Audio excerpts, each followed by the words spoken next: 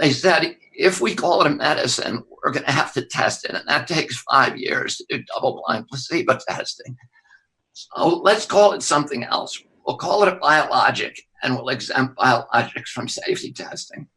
So not a single one of the vaccines, the 72 vaccines now administered to our children, have ever been tested against a placebo. And I, in fact, sued HHS in 2016 and said, show me any placebo studies that you have for any vaccines. And they were unable to do so. None of them have been tested. And you don't have to sue them like I did. Anybody can go on their cell phone and look up manufacturer's insert, hepatitis B vaccine, Gardasil vaccine, polio vaccine. Do you know how many days the current polio vaccine, you know how many days it was safety tested for, Alan? 48 hours. The hepatitis B vaccine, the Glaxo version, was 4 days.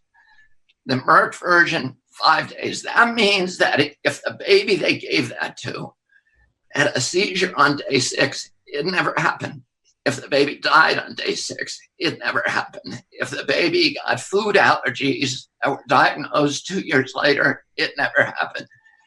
If the baby got autism, which is not diagnosed till 4 years of age, 4.2 years of age, it never happened.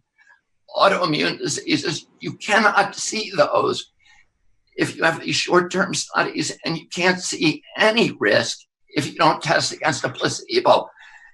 And my question is, nobody knows, because of that, nobody knows the risk profile for any vaccine that is currently on the schedule.